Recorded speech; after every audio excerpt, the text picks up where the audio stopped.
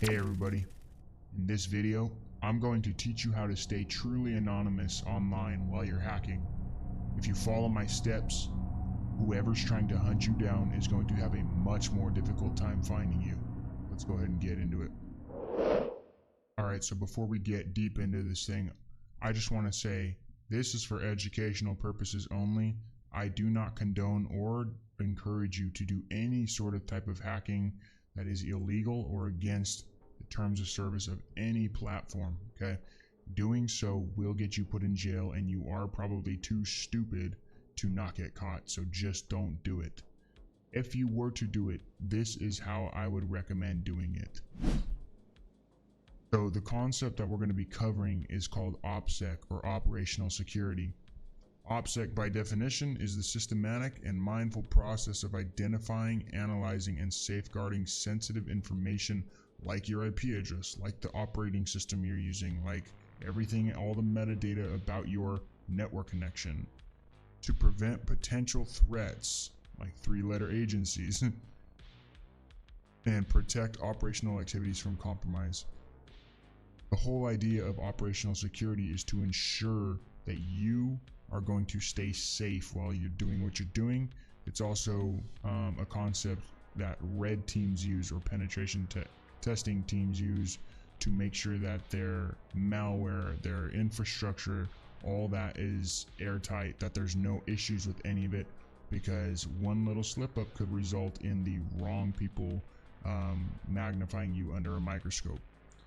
So what we see here in this little snippet, this is your typical Wi-Fi setup. This is what everybody's home networks look like, as well as business networks. You're just going to have simple workstations, laptops, thin clients connected to an access point, either hardwired or whatever. And those switches and access points are just directly connected to the internet. You do not want to use this configuration ever, okay? This will get you caught and will have people banging on your door in the middle of the night. So the first thing we're going to cover is operational security surrounding your hardware. So bare minimum, the first thing you want to address is your operating system. Now, there's a lot of different variations to have a secured operating system that you're going to be hacking from, but one of the most recommended things to be doing is to boot from a bootable USB drive. This basically means don't install the operating system you're going to be hacking from onto any hard drive. And the reason you don't want to do that is because when you install an operating system on a hard drive and use that operating system, there's pieces of information that gets stored on that hard drive in locations that you do not know how to access or how to remove properly. So you really don't want to hack from a operating system that is installed on the hard drive. There are people who are capable of doing so and take the proper precautions to do that type of hacking. For example, encrypting your hard drive in a manner that takes a long time to decrypt, that is encrypted with a very strong password or passphrase, and basically is impossible to decrypt without the password. So booting from a USB drive is going to keep a temporary storage location that when power is lost from the USB, all your data is completely erased. There's no trace of any information. Popular operating system is Tails OS, centered around anonymity. However, I prefer to just boot to a distribution that I like, because ultimately it's going to be removed if I unplug it. And so first things first, always hack from a bootable USB if you're doing actual hacking. It's not really convenient and it's not fun, because the setup it takes to actually store any sensitive information you're exfiltrating is a whole nother conversation, but at least your operating system is secured. Next, we want to talk about our connection, the network connection that we're going to be making. So I want to start by talking about a little Wi-Fi router that is called a Gl.Inet 1800. and we're going to pop on Amazon and look at this thing in a second. But what this essentially allows you to do is piggyback off of any Wi-Fi connection, sort of like an extender, but then you can actually configure in the web UI of this router for all outbound, inbound connections to tunnel out via VPN, Tor, or VPN, WireGuard, or OpenVPN essentially. So what this thing looks like is, if you go on Amazon and just search up the Gl.Inet AXT1800, this is what it looks like. It's small, it's portable, you can take it with you wherever you want to go. You want one of these devices, and I'm going to explain why in a second. So we want to extend a wireless network. We don't want to connect to our main wireless router when we're hacking. You shouldn't really use your own wireless network, the one that you're paying for under your own identity. If you can, always use a remote wireless network connection. If you want to have an added layer of security, use something like a long distance Wi-Fi. I'd recommend looking into Yagi, that's Y-A-G-I, antennas. They can capture wireless networks up to a mile away or something crazy. So if you can, you might crack a neighbor's wireless network, or use an open guest network at McDonald's or Dairy Queen or something. And that can be your source of actual internet connection for your Gl.Inet device. Once you have the Gl.Inet connected to a wireless network, the last thing you're going to want to do is go into your Gl.Inet user interface and configure it to connect to Tor. So this is the way I like to configure mine. You can just have the Gl.Inet connected to a VPN, and then on your actual hacking device connect to another VPN. That's called a layered VPN. That's fine if you trust your VPNs. I don't really ever trust VPNs. In fact, I don't even really trust Tor. And so that's why it's important to take a layered approach, because there's never a guarantee. So when you get into the user interface of the Gl.Inet device, you want to enable Tor. That's basically going to tell your Gl.Inet that every connection needs to travel over Tor. And in that configuration by itself, you're pretty secure. I mean, there's obviously compromised Tor exit nodes. A lot are owned by 3-letter agencies. We can't avoid that. And so the extra layer of a VPN after Tor is going to be significant. And so once you have your VPN or your Gl.Inet configured to route outbound Tor, the next thing you're going to want to do is go buy a VPN and find a VPN service like Mullvad that accepts cryptocurrency and there's no identity attached to each VPN account. So if you need your VPN, you can send, I think it's $5 a month, and you just send $5, whatever cryptocurrency you want. Use Monero. Don't use any other cryptocurrency. Use Monero if you're going to send it to Mullvad.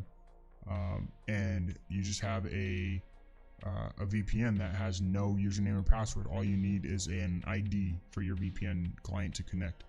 So you configure this guy with Tor, then on your hacking computer, install Mullvad VPN's client and turn it on. And then all of a sudden you'll be routing outbound Tor and connecting to your VPN. It's called VPN over Tor. This is the proper connection that you want to establish when doing any sort of hacking. There is one other thing that I want to mention, that this is all the baseline. This is where you want to start. Hacking anonymously is not convenient. It's not really fun because it can be pretty slow oftentimes, but it is going to save you a lot of headache in the long run, as you can assume. The extra and last bit of information I want to give you guys is, after you've established this baseline, there is alternative routes you can take to mask this entire connection as many more times as you want, as many more times as you can actually tolerate, I should say. But you can route all of these types of, or your entire connection out through a machine that say is like a shell or something, like you shelled a website, and of course this website is yours. It is not an illegally hacked website, like a WordPress site that is vulnerable, or some router on the internet that's vulnerable. Do not hack any devices like that. But if you own that device and you have quote unquote hacked it, you can establish a SOX proxy so that all connections coming into that port on that compromised device, just simply, it's like a pass-through proxy. So you point all your connections at that compromised device, and all that traffic goes outbound and comes directly back inbound through that device. So you can have as many layers as you'd like, and it's all about obfuscating your initial connection, making sure that all the information going over the wire is basically layered as much as possible. That way, if the three-letter agency knocks on the door of Molvad, they say, give us this information, and Molvad won't, because, well, they might, but they don't have any of your information. So because all they have is a Tor IP address, well, then they're going to go, okay, Molvad gave us the Tor IP that's coming to Molvad, and then we'll go, okay, we had a compromised exit node.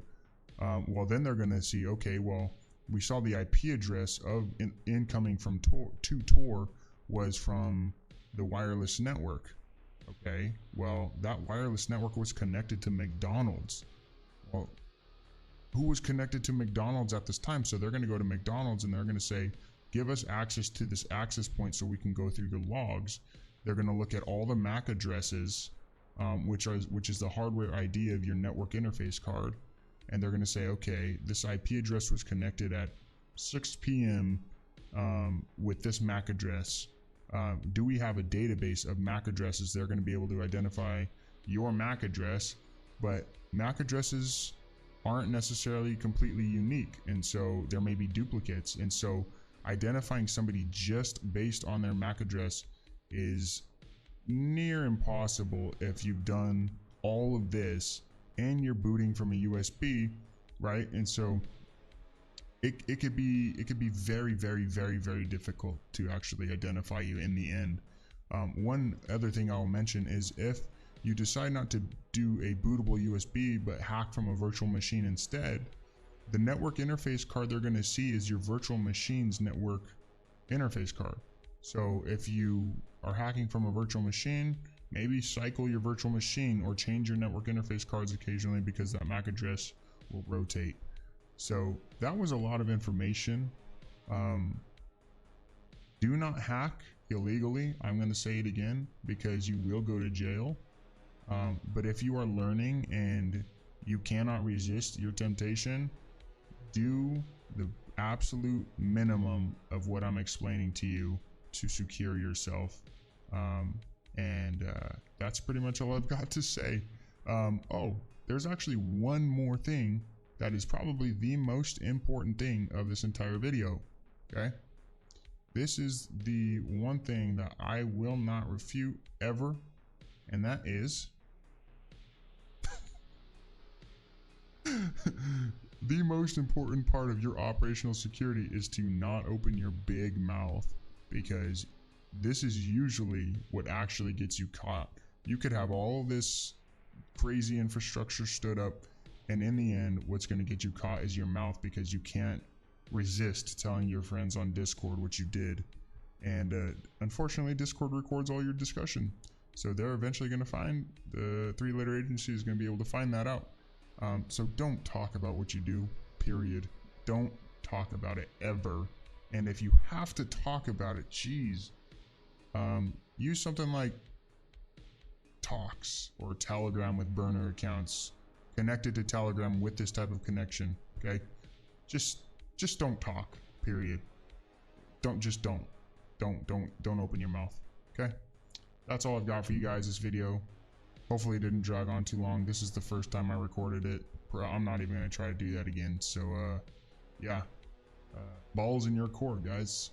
All right, hope you guys have a wonderful day. Drop a like, subscribe, join the flippin' Discord, please. There's only one person in my Discord right now, and I think we're gonna move to IRC because it would be fun.